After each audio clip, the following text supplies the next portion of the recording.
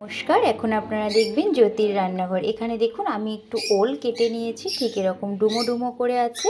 নিয়েছি একটু টমেটো, কাঁচা লঙ্কা। যদি ভিডিওটি স্কিপ না করে দেখেন অবশ্যই বুঝতে পারবেন কি রান্না করতে চলেছি। গ্যাসে তেল বসিয়ে দিয়েছি, তেলটা খুব ভালোভাবে গরম হয়ে গেছে। এখানে দেখুন আমি মাছ আগের থেকে নুন হলুদ মাখিয়ে রেখেছিলাম, সেটা দিয়ে দেবো। দিয়ে দিলাম মাছটা। গ্যাসের ফ্লেমটা সম্পূর্ণ কমিয়ে ভালো করে ভেজে নেব। দেখুন, দেখে নেব মাছের একটা পিঠ দেখুন খুব সুন্দর ভাজা হয়েছে। এবারে আমি উল্টে দেব। আমার এখানে হাফ মাছের মাথা ছিল আর পুরনো 2 পিস মাছ ছিল, তো সেটা দিয়ে ভাবলাম কি করব, তাই একটু ওল আলু দিয়ে শীতের দিনের যেহেতু তরকারি তাই করে ফেললাম। দেখুন মাছটা কিন্তু দুটো পিঠই খুব সুন্দর ভাজা হয়ে গেছে। এবারে তুলে ফেলব। ওই একই তেলের মধ্যে ওল আর আলুটা যেটা কেটে রেখেছিলাম ওটা ভেজে নেব। ওল কেটে যদি জলে ভিজিয়ে রাখা হয় তাহলে কিন্তু তার কষটা একদমই বেরিয়ে যায় আর খেতেও খুব ভালো হয়। আমি এই সময় একদম সুন্দর করে লাল লাল করে ভেজে নেব। দেখুন সুন্দর একটা গোল্ডেন কালার এসছে। এবারে আমি এটা তুলে ফেলব। একই তেলের মধ্যে দিয়ে দেব জিরে আর শুকনো লঙ্কা ফোড়নে। ফোড়নটা 3 সেকেন্ড মতো নেড়েছি। ভীষণ মিষ্টি একটা গন্ধ বেরিয়েছে। এই সময় দিয়ে দেব কেটে রাখা টমেটো আর কাঁচা লঙ্কা। অনুরোধ করব ভর্তি করে 1 চামচ আদা বাটা, ভর্তি করে 1 চামচ পেঁয়াজ বাটা, পরিমাণ মতো নুনটা দিয়ে দেবো আমি এই চামচে 1.5 চামচ পরিমাণে।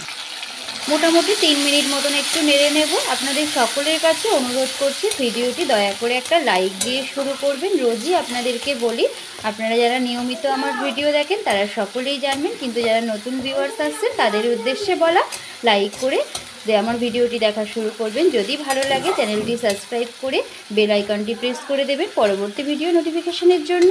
এবং যারা নতুন তাদেরকে অনুরোধ করব যেন তারা আমার ভিডিওর নিচে কোনো রকম বন্ধু হলাম বা নাম্বার এই সমস্ত দেবেন না, কমিউনিটি বক্সে দেবেন। আমি ইউটিউবের নিয়ম অনুযায়ী আপনাদেরকে 24 ঘন্টা পর অবশ্যই ব্যাক করব। দিয়ে দেব হলুদ গুঁড়ো, ধনে আর জিরের গুঁড়ো দুটো মিলিয়ে 1 চামচ। সম্পূর্ণ মশলার স্বাদটাকে ব্যালেন্স করার জন্য সামান্য একটু চিনি, এটা একদম সম্পূর্ণ অপশনাল। রঙটা সুন্দর আনার জন্য কাশ্মীরি লাল লঙ্কার গুঁড়ো। মশলাটা ততক্ষণ পর্যন্ত কষাবো যতক্ষণ পর্যন্ত কাঁচা গন্ধটা না চলে যায় আর এর থেকে তেলটা আলাদা না হয়ে যাচ্ছে।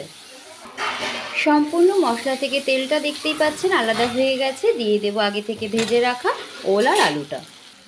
ওল আলু দিয়ে মশলার সাথে ততক্ষণ পর্যন্ত কষিয়ে নেব যতক্ষণ পর্যন্ত সম্পূর্ণ মশলা ওলের আর আলুর গায়ে না ঢুকে যাচ্ছে। দেখুন এটা কষাতে কষাতে একদম তেলটা সম্পূর্ণ মশলাগুলোর থেকে এবং এই সবজির থেকে সেপারেট হয়ে গেছে। দিয়ে দেব 1 কাপ পরিমাণে গরম জল।